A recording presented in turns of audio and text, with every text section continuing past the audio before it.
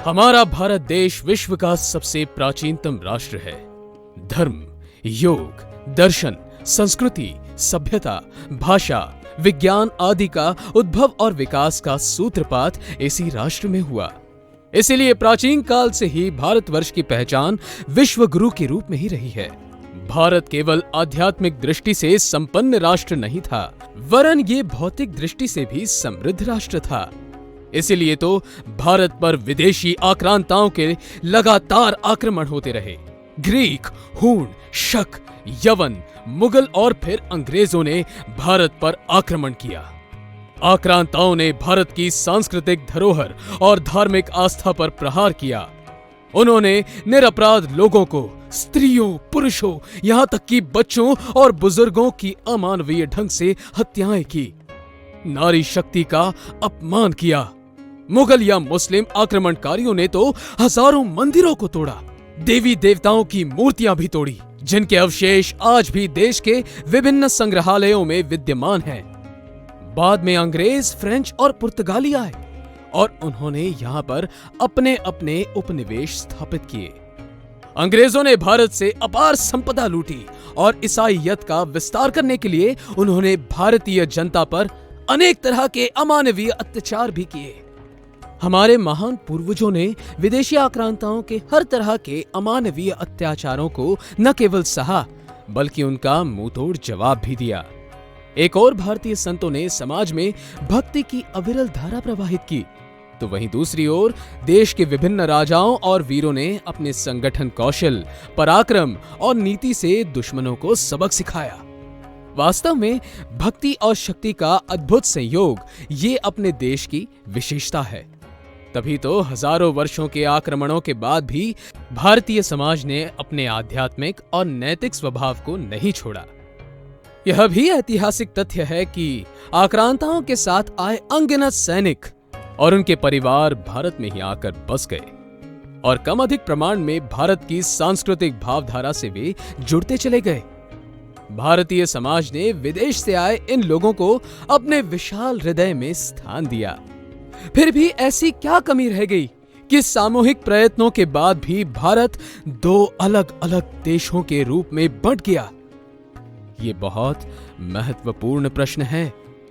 वर्ष 1906 में मुस्लिम लीग की स्थापना से ही अलग मुस्लिम राज्य बनाने का षड्यंत्र शुरू हो गया, किंतु लोकमान्य तिलक की पूर्ण स्वराज्य की दहाड़ के आगे मुस्लिम लीग की एक ना चली।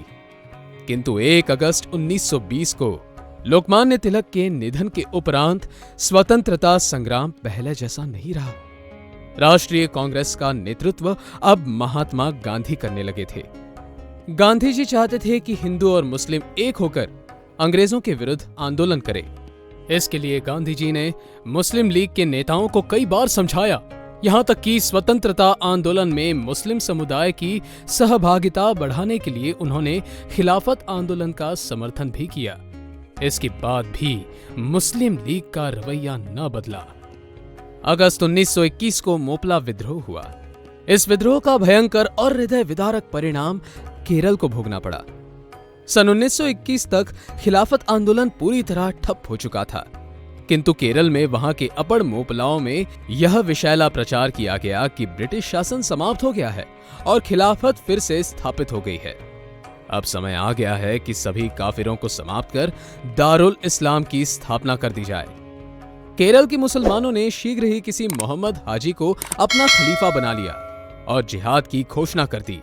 पहले तो उनका क्रोध अंग्रेजों पर उतरा, उग्र टक्करें प्रारंभ हो गई। मोपला विस्फोट की भयंकरता का अनुमान इन आंकड़ों से लगाया जा सकता है।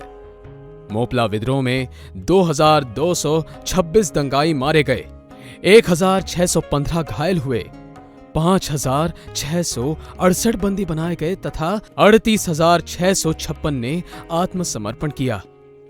अंग्रेजों से हारने के बाद कुंठित मोपलों ने निश्चिंत बैठे हिंदुओं पर अपना पूरा क्रोध उतारा।